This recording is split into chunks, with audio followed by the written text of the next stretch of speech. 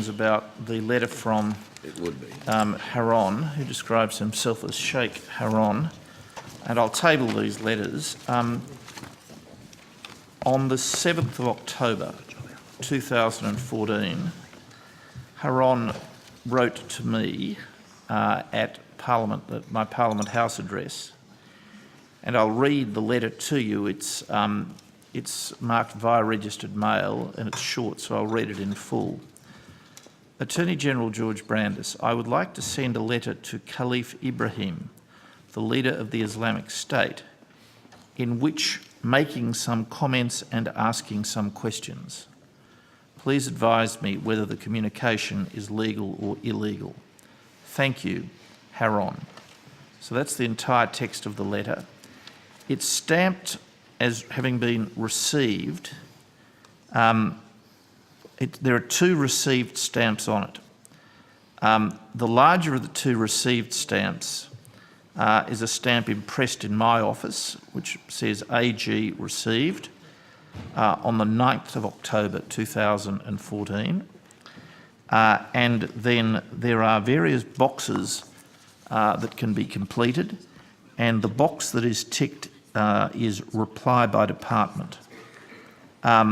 And then the action area, NSLPB, is a reference to the National Security Law and Policy Branch, and that's initialed by initials of a person who was at that time one of my DLOs, who made the allocation to the National Security Law and Policy Branch and dated the 9th of October. And then there is a smaller received stamp impressed above that stamp, which says received 9th of October 2014 by MCU. MCU means Ministerial Communications Unit, and that's within the department. So what occurred with this letter is it was received in my office on the 9th of October. It was dealt with on that day by a DLO in the routine fashion, who indicated that it should be replied to by the department, by the National Security Law and Policy Branch, that it was sent to the department and received by the department on the same day, the 9th of October 2014. Then a reply was prepared and sent over the signature of the Acting Assistant Secretary of the National Security Law and Policy Division, dated the 5th of November 2014. Let me read it to you. It's addressed to Sheikh Haron. It says, thank you for your letter of 7 October 2014 to the Attorney General, Senator the Honourable George Brandis QC, regarding correspondence with Caliph Ibrahim, the leader of the Islamic State. The Attorney General has asked me to respond on his behalf. The Islamic State is listed as a terrorist organisation under Part 5.3 of the Criminal Code Act 1995. Under the Criminal Code, it is an offence to direct the activities of, be a member of, recruit for, provide training to, receive training from, provide funds to or receive funds from, or provide support to a terrorist organisation. It is also an offence to associate with a member of a listed terrorist organisation in certain circumstances where such association intentionally provides support to that organisation. The penalties for these offences are severe and could be up to 25 years imprisonment. The Attorney General's Department does not provide legal advice to members of the public and cannot address your specific question about the legality of corresponding with Caliph Ibrahim. Should you have further concerns about the legality of your proposed actions, you might like to consider obtaining professional legal advice. Yours sincerely. I'll table those letters. Thank you. Thank you, Minister. Senator Collins, you had some questions arising from that. Yes, and Senator Brandis outlining the content and dates of those letters has assisted in answering some of those. But just arising from your comments just then, Attorney, there's the National Security... No, I'll go back a step. So it was received by the department and the DLO referred it to, I've written here, the NSCPB. What's that stand for The again? National Security Law and Policy. No, Division. that was later. No. It was received in my office. It was addressed to me. It was received in my office here at Parliament House. In accordance with the routine practice, it was assessed by a DLO on the day it was received, and it was marked received on the 9th of October. So if you could just go back to, as you said, the DLO indicated certain boxes and Yes. that it should go to the department, and I wrote down at the time the NSCPB. No, NSLPB, and I think that's a slight okay. misdescription. It's obviously the initials of the National Security Law and Policy Branch. Okay, It's fine. actually a division, so that's plainly an intended reference to the NSLPD, the National Security Law and Policy Division, and it was transmitted to the department and received by the department, by the MCU, the Ministerial Communications Unit, on the day that it was received in my office. And that it would be the Ministerial Communications Unit that then farms it off to the NSLPB, is that correct? Well, perhaps Mr. Brandis can answer that, That's my understanding. but that's my understanding. It's the Okay. Ministerial Correspondence Unit that would then transmit it to the relevant branches for action. Okay, well, I'm just trying to understand the description we had about correspondence earlier, so we're on a Ms. Chidgey common can explain place that she's here. responsible for the exec. Now, what was Coro the and strategic MCU. unit you were referring to earlier? The Strategy and Delivery Division, and that has the Ministerial Correspondence Unit in the department within the, okay. within my division. Sure. And that unit manages correspondence coming down from the office and its allocation through the system to the relevant division and branch who Okay. assist in preparing the response. Okay, so the DLO determined that the appropriate place for it to go was the National Security Law and Policy Branch, and a letter was drafted and approved by the acting secretary of that branch. The acting assistant secretary of that Assistant. division. Sorry, Assistant Sec of the division, and then presumably sent back to, And then it was posted to the addressee. sure, okay.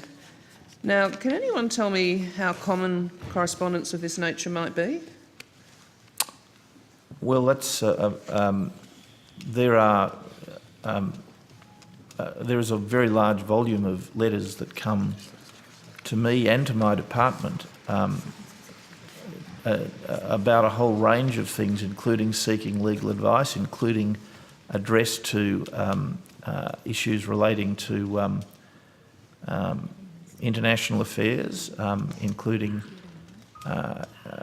matters relating to terrorist organisations. I wouldn't be able to quantify that for you, Senator. Well, what I'm trying to identify is how common would it be for someone to write to you, attorney, seeking advice about contacting IS? Well, I'll take that on notice. I'll find out how often correspondence of that kind has been received. Okay. Now, was there any other action taken in relation to the correspondence? Well, in my office, there was none taken other than having it assessed and sent it to the Ministerial Communications Unit, having the department deal with it. What was done in relation to the letter within the department, Ms. Chidgey would be the one to know. So the process would be that once the reply is prepared, it would come back to the Ministerial Correspondence Unit and be the reply mailed out to the recipient. No, I understand that element of a response. What I'm curious about is whether the Acting Assistant Secretary or some other person in the National Security Law and Policy Division thought that some further response, such as referring the matter to the AFP, might be appropriate. And that would be a matter for the relevant division to assess in each case as to whether there was further action or another agency that needed to be notified. And that's what I'm asking, did that occur? Well, I'm not sure that Ms. Chidgey is in a position to answer that. Perhaps Ms. No, I'm not Lowe- asking her specifically. Senator, Jamie Lowe, First Assistant Secretary of the National Security Law and Policy Division, so I lead the division from which this response was developed and sent. It's not routine practice to necessarily forward correspondence on to agencies, and whether it in fact occurred in this case, I would have to take that on notice. Okay. Well, if you wouldn't mind taking that on notice, please, both with respect to the AFP or some other security alert process. I suspect later tonight we'll get to the complexity of some of that. But certainly now in our heightened security arrangements, I think it might be reasonable to expect that the department wouldn't just simply respond to correspondence of that nature, but might think it's appropriate to alert other players in the national security space about requests of this nature. Well, look, Senator, these judgments are really expert judgments, not judgments of politicians, of course, but I'm bound to say the tone of the letter is not obviously threatening, No. nor does the letter apparently contain any endorsement of or indication of favourability towards Islamic State. It merely, in a neutral tone, asks a question about whether to communicate with this individual by making comments and asking questions is legal or illegal.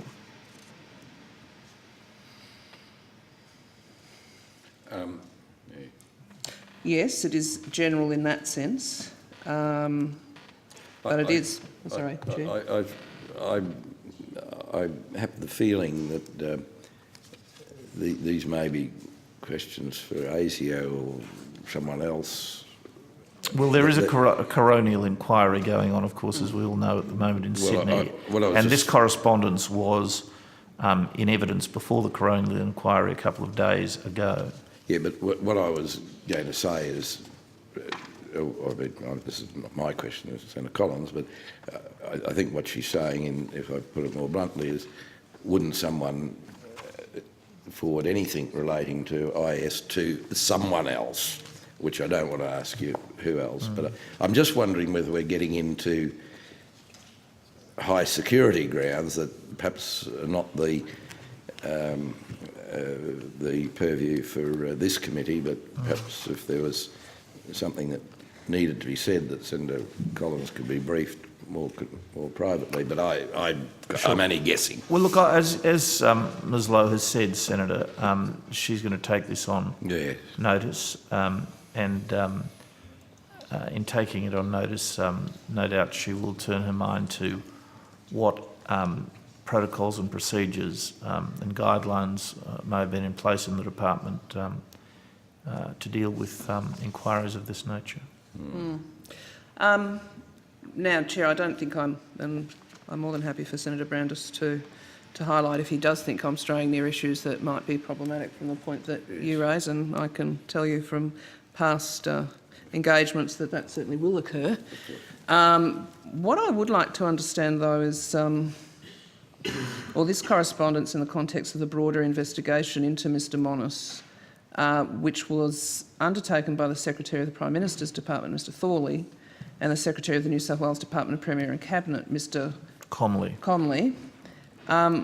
There was no mention of this correspondence in that report, was it not? I don't know the answer to that question. Certainly Mr Thorley and Mr Comley had access to any documents they needed to have access to. Do you know, Ms Lowe, whether, or Ms Jones? Well. Senator Collins, I was seconded to the Department of Prime Minister and Cabinet as part of the Thorley-Comley review, and we had access to correspondence from all relevant Commonwealth departments and agencies to specifically reference every piece of correspondence that was provided to review wouldn't have been possible in that review. There were literally hundreds of different pieces of correspondence. But are you able to tell me whether this correspondence was considered by that review? It was provided to the review, and we considered all the correspondence that was provided to us. Okay. Now, again, I suppose, Chair, the context here is in part that on the 12th of September last year, the Prime Minister held a press conference announcing to the nation that the threat level of our country was being raised to high. In that press conference, the PM stated, "Of course, if members of the public do notice anything out of the ordinary, if they do notice anything that concerns them, they should ring the National Security Hotline, etc., etc." I'm trying to understand why, and you've taken this partly on notice, so this is a further question on notice, is why a request such as this from Mr Monis wouldn't have alerted a staff member within the department. Well, of course, you'll remember, Senator Collins, that there was no reason to believe that any member of the Attorney-General's Department staff would have known that Monis, or Haron as he signed himself, was a person of concern at that particular time. And as I said, the tone of the letter is not on its face threatening, nor does it contain any statements of support or affiliation for Islamic State.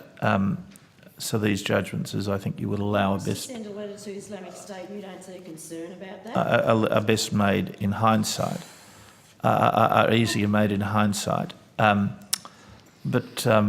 Senator, I've taken on notice what protocols the department had to deal with letters of this character, and I don't know that there's anything I can add to the discussion. Well, no, and I note you've also taken on notice how common correspondence of this nature might be. So well, I mean, we'll look at that when we get it. You've phrased the question in that way, and I said I'd take it on notice.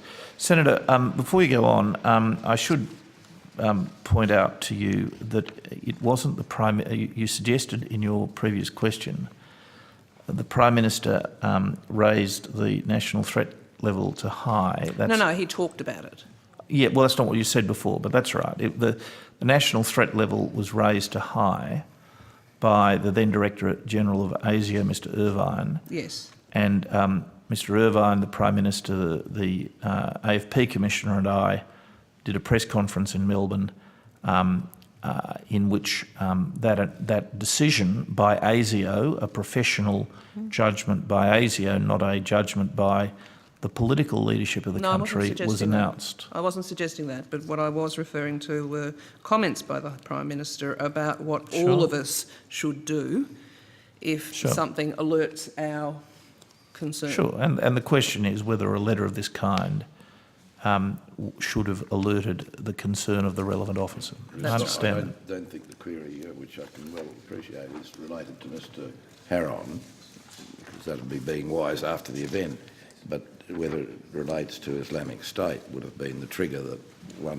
some might have thought, but perhaps needed further action, and perhaps that happened, and that's what I was getting at before. Well, that's why I've taken perhaps notice. That might have happened, and well, yet that's an earlier question I asked, which has been taken on notice too. Oh, okay.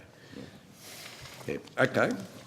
Anything further on that from anyone? Okay. I actually do. On that particular issue? On this issue that we're just speaking about. Okay, well, if there's some new question that you want to put to the officers... I would like just a quick one. So how many letters do you receive asking you specifically about sending a letter to Islamic State? No, that's already been asked and is taken on notice by Senator Collins. Okay.